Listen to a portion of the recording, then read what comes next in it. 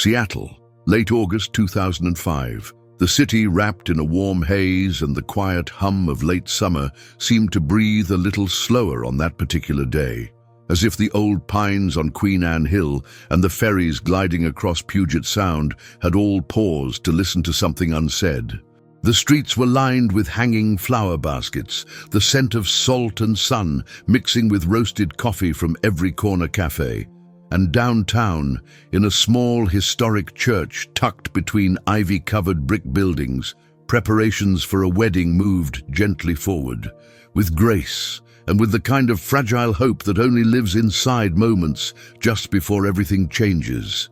Inside the church, Elizabeth Porter sat silently in the front pew, her hands resting gently on her lap, fingers curled tightly around a pressed linen handkerchief embroidered decades ago.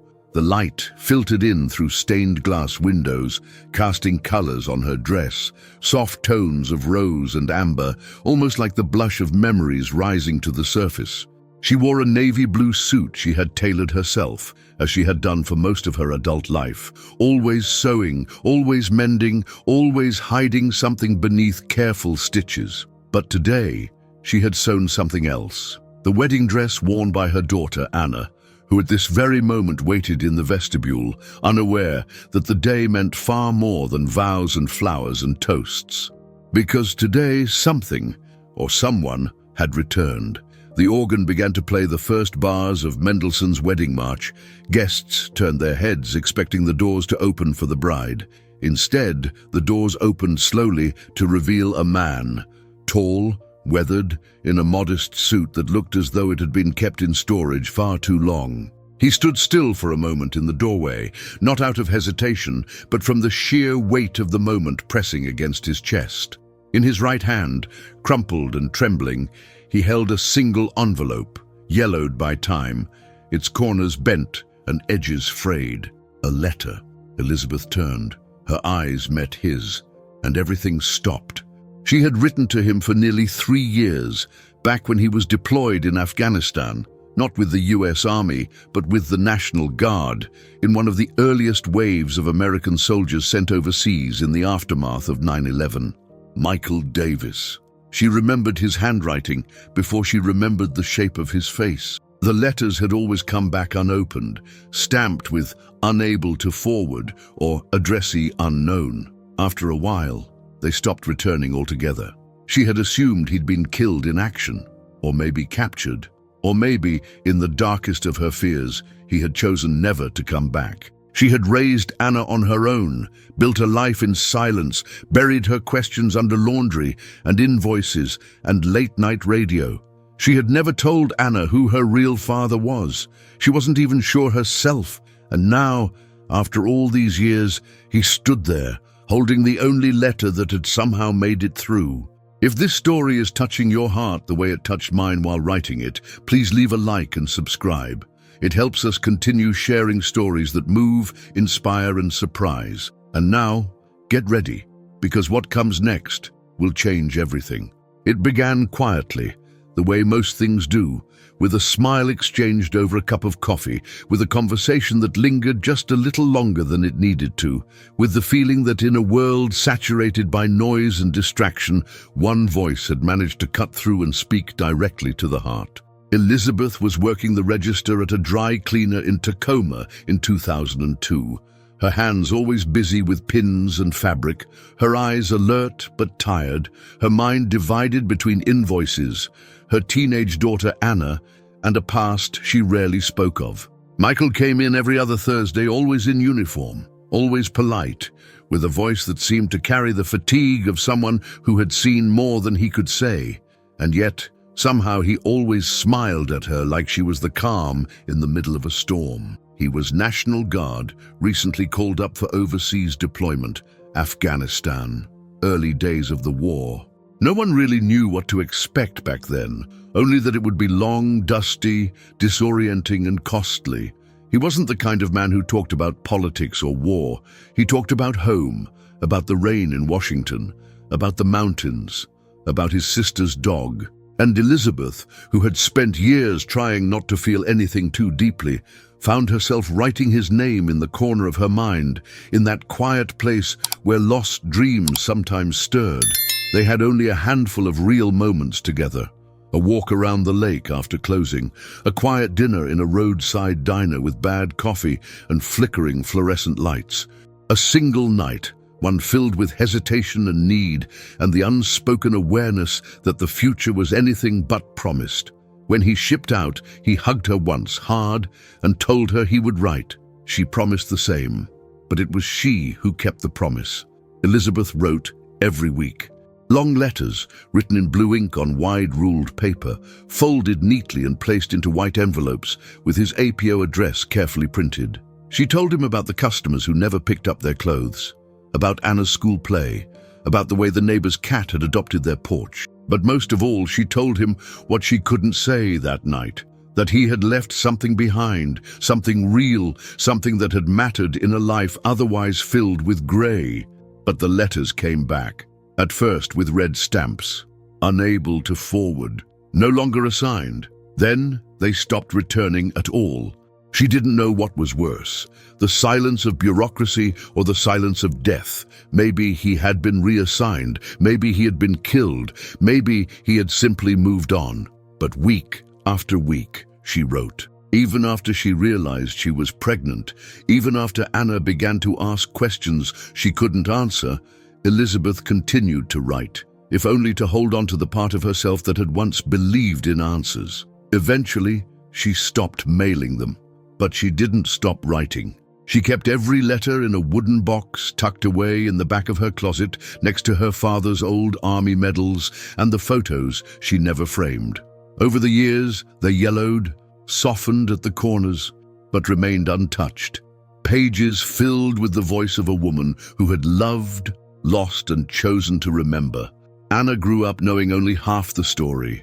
Elizabeth never said his name, never showed her the box, never explained why her eyes lingered a little longer whenever she saw a man in uniform. And so the silence settled not only between two people, but across generations, a silence thick and patient, waiting for the moment it would finally be broken. That moment arrived years later, in a chapel on a warm August afternoon, when a man with haunted eyes and a weathered suit stood in the doorway, holding the only letter that had ever reached him, a letter written by a woman who had never truly stopped waiting. There are moments in life when the past doesn't return with the thunder of memory, but rather slips quietly through the cracks of the present, not with drama, not with warning, but with the soft insistence of something that was never truly gone, only hidden. It was on one of those quiet afternoons, while the light filtered lazily through the kitchen curtains and the hum of the sewing machine had just fallen silent, that Elizabeth, searching for a specific length of lace to finish the trim on Anna's wedding veil, reached up to the highest shelf in her bedroom closet and instead pulled down something she hadn't touched in nearly 2 decades, a wooden box, old and slightly weathered, its corners worn smooth from years of being moved, stored, forgotten, and remembered again only in dreams. The box was heavier than she remembered, not in the way wood and metal weigh on the arms, but in the way memory sits on the chest, slow, patient, and undeniable. She placed it on the kitchen table, cleared of fabrics and pins for the first time in days, and sat before it in stillness, her hands resting on the lid as though waiting for permission from something beyond herself to open it. When she finally did, the soft creak of the hinges sounded louder than it should have, and the scent that rose, of old paper, ink, and a trace of her own perfume, struck her with the intimacy of a voice she hadn't heard in years. Inside, perfectly arranged and undisturbed, lay the letters, more than 100 envelopes stacked like pages in a novel never published, all addressed in the same looping cursive to Sergeant Michael Davis at an APO number that had long since disappeared from her memory but remained etched in the muscle memory of her hand. The paper had yellowed, the corners had curled slightly, but the ink, though faded, still whispered the words she had once poured out with such urgency, writing not because she expected an answer, but because the writing itself had become her only form of survival. Each letter began the same way, "Dear Michael," and most ended not with farewell, but with a line that became a ritual. "I hope you're still out there." Between those bookends, she had written about everything. About Anna's first tooth and her first fever, about the broken dryer and the snowstorm of '04, about her fear of forgetting the sound of his voice and the warmth of his hands. She wrote through birthdays and holidays, through nights she couldn't sleep and mornings that felt too quiet, until one day she realized she no longer believed he would ever read them.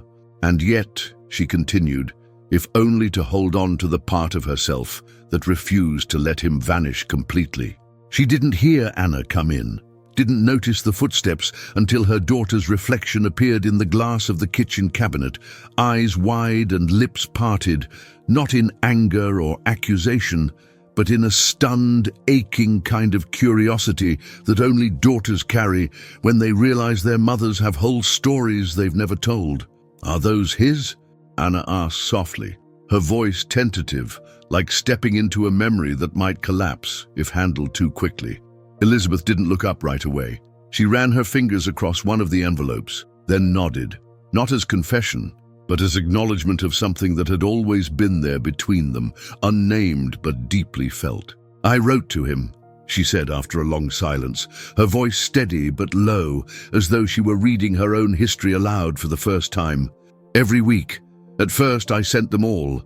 Then they started coming back, marked as undeliverable, or not at all." Anna moved closer, drawn by the gravity of the moment, and picked up one of the letters, unfolding it with care, as though it might fall apart from age. She read silently for a long while, her expression shifting from surprise to something closer to sorrow, until she finally looked up and asked, not out of blame, but from a need so old it had never been voiced, "Did he know about me?" Elizabeth, whose hands had returned to her lap, whose eyes were now fixed on the window and the late afternoon sun spilling across the floor, spoke with a calm that only years of quiet waiting could create. "I told him," she said. "I sent a letter just after I found out, but I never knew if he received it. And then everything stopped." Anna sat down across from her mother, the box of letters between them like a bridge finally visible, its structure fragile but intact. And in the silence that followed, neither of them cried, because the truth had taken long enough to arrive that it no longer needed to break anything, only to be seen. The reception had settled into a warm rhythm, the kind marked not by spectacle, but by soft music, the quiet clinking of glasses, and the gentle murmur of conversation that fills the spaces between people when the pressure of ceremony has passed. Outside the main hall, in the fading light of early evening, the garden behind the venue offered a moment of quiet, broken only by the soft hum of insects and the distant laughter of wedding guests who had no idea that something far more delicate, far more dangerous, was unfolding just beyond their sight. Michael stood at the edge of the terrace, his shoulders slightly hunched, as though even now, years later, he still expected to carry weight on his back, a pack, a rifle, a burden. Elizabeth, composed but visibly trembling in the small movements of her hands, approached him not as someone seeking answers, but as someone preparing to finally look into the face of a ghost she had loved, buried, and remembered all at once. He didn't speak right away. For a long while, they simply stood in silence, side by side, separated by years of uncertainty and a distance far greater than space could measure. Then slowly, carefully, he turned toward her and lifted the envelope he had been holding since he first entered the chapel. The envelope she had once sealed with trembling hands, addressed with hope, and dropped into a mailbox with the impossible prayer that it might make it across oceans, borders, and whatever else stood in the way. "This," he said, his voice rough, low, like a radio trying to catch a lost frequency, "was in my rucksack. It was the only thing that stayed with me, the only piece of anything that made it back." He told her about the day everything changed. The explosion in Helmand province, the confusion that followed, the fire, the blood, the way everything blurred into sound and pain. He had been listed as missing, his tag separated from his body in the chaos, declared dead by mistake, and then quietly swept into a military hospital in Germany under a different name. A misfiled identity, as nameless as the thousands of wounded scattered across a war that didn't always have time to ask questions. For months he couldn't speak. For longer still, he couldn't remember who he was. "It took years," he said, "before I even saw my name written somewhere on a declassified personnel report. Davis, Michael, it didn't feel familiar. Not at first, but then I found the bag they had shipped back, and in the bottom of it, crumpled, stained, almost unreadable, was your letter." Elizabeth held her breath. "I didn't remember you," he admitted, "not all at once. But I remembered the way it felt when I read your words, like someone was holding my face in their hands and reminding me I was still human." He pulled the letter from the envelope, unfolded it, and held it out. "You wrote, 'Even if you never come back, I want you to know I kept the porch light on.' That's the line I read again and again. That's what brought me back." Elizabeth took the letter, her fingers brushing his, and for a moment the noise of the world faded. She had waited so long, not actively, not in the kind of waiting that watches clocks or counts holidays, but in the quiet, instinctive way people wait when they believe some stories haven't finished telling themselves. She looked at him, the scar on his temple, the stiffness in the way he moved, the tremor in his left hand, and she didn't see the man who left. She saw the man who survived. The night had deepened into that particular kind of quiet that only follows long days filled with emotion. A quiet not of absence, but of fullness, where even the air seems to hold its breath, as though unsure whether what has just happened belongs to the past or the present. The guests had begun to leave in small clusters, their voices low and affectionate, their laughter soft, their farewells marked by the content exhaustion that only weddings and the quiet beginnings they conceal can truly bring. Yet while inside the venue chairs were stacked and tablecloths folded and music boxes powered down, in the small courtyard just beyond the side door, framed by climbing ivy and flickering lanterns, three figures remained in a kind of stillness that was not quite separation and not yet belonging. A mother, a daughter, and the man who, through silence, war, and time, had never truly left either. Heard their stories, even if neither of them had spoken his name aloud in years. Anna stood first, her footsteps soft but steady as she walked toward the two people whose lives had once intersected in the mystery of her origin, and though her gown brushed lightly against the stone path and the wind tugged gently at her veil, it was not the symbolism of the dress nor the solemnity of the day that made her seem older in that moment. It was the clarity in her eyes, the kind that belongs to those who are no longer waiting for answers to be given, but who instead have found the courage to ask the questions themselves.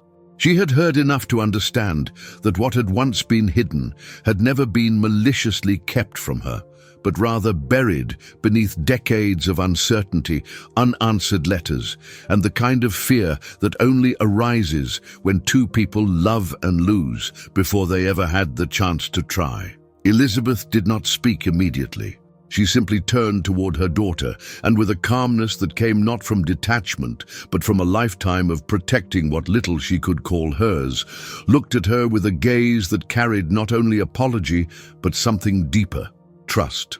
Michael, standing just behind them, did not move forward, nor did he retreat, but remained still in that narrow space between hope and shame, his hands folded in front of him, not in defense, but in the careful posture of someone who knows that sometimes showing up is the only thing left after years of being gone.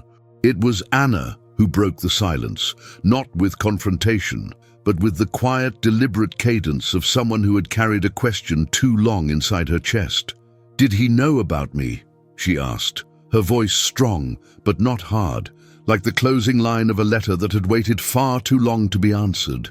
And Elizabeth, whose breath caught only slightly before she spoke, replied with the softness of someone who had rehearsed this moment 1,000 times in her mind, but had never known when it might arrive. "I told him," she said, eyes not leaving her daughter's. I sent a letter when I knew I was pregnant, but I never received anything back, not even a return. Michael, whose face bore the wear of both physical trauma and emotional distance, stepped forward then, not boldly, but with a kind of quiet humility, the posture of a man who knew his words could not undo years, but might offer something close to truth. "I never saw that letter," he said slowly, his voice low but unwavering. "If I had, things might have been different, but I didn't know. Not until now. And even now, I don't know if I'm the man you're looking for.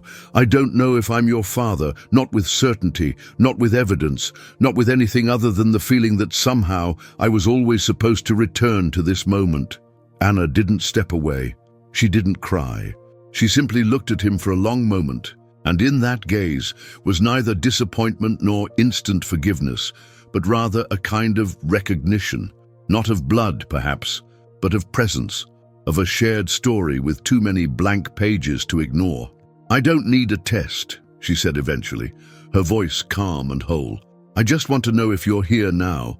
If you're willing to be here, even if you don't have all the answers." And as the wind moved gently through the leaves above them, as the lantern light flickered against the edges of the garden wall, and as the world seemed to tilt softly towards something more open, more possible, more forgiving, Michael nodded, not with certainty but with quiet conviction. "Yes," he said, "I'm here. I don't know how to be anything more than that, but I'm here." Elizabeth stepped beside them then, no longer holding the space between them but joining it. And though her voice was barely above a whisper, it carried with it the full weight of years spent wondering, mourning, hoping. "I lost the chance to build a life with you," she said, her hand reaching toward Michael's. "But I don't want to lose the chance to let you be part of the one I've built without you." In the months that followed the wedding, as the leaves in Seattle turned from deep green to ochre and gold, and the air took on that particular scent of damp earth and wood smoke that signals both an ending and a beginning, life did not dramatically change for Elizabeth, Anna, or Michael. At least, not in the way stories often promise when wounds are revealed and long-lost figures return. There were no dramatic declarations, no sudden transformations, no magical resolutions that washed away the weight of years. What there was, instead, was something quieter, something truer, a slow unfolding of presence, like the way dawn filters through a house still asleep, touching everything gently, not to rearrange, but simply to reveal. Michael moved into a small rental home on the outskirts of the city. Nothing grand, nothing sentimental, just a simple two-bedroom place with a porch that faced west, where the light caught the tops of the evergreens in the late afternoon and reminded him of all the days he thought he would never see again. He didn't visit every day. Sometimes a week passed, sometimes two. But when he did come by, always unannounced, always carrying something small like flowers or a newspaper clipping, there was no awkwardness anymore, only the quiet rhythm of people learning how to belong to one another again, not because of obligation, but because of a choice made anew each time the door opened. Anna, now married, continued to build a life defined less by the question of where she came from, and more by the kind of woman she chose to become. And though she still had moments of wondering, about bloodlines, about missed years, she no longer let those questions define her. She had watched her mother forgive without proof, and she had seen in Michael not just a man broken by war and time, but a man who had dared to show up, not as a savior, not as a father in full, but as someone willing to carry his part of the silence and let her decide what came next. And Elizabeth, always the quiet seamstress, the woman who had lived for years between hems and stitches, between what was said and what was written, began to write again. Not letters to Michael, not anymore, but to herself, to Anna, to the version of her life that had waited patiently in the background while she raised a daughter alone, while she sewed wedding dresses for strangers, while she kept a wooden box closed for too many seasons. In the evenings, when the house was quiet and the light in the hallway turned soft against the wallpaper, she would sit at her kitchen table and write not of longing, but of arrival, of memory, of how even unanswered letters can still find their way home, eventually. She compiled the letters, the old ones, the new ones, even the unfinished ones, and bound them into a small book with a cloth cover, hand-stitched along the spine, the kind of detail she never rushed, never got wrong. And on the first page, in handwriting that trembled just slightly with age, but held firm with intention, she wrote the title, The Last Letter.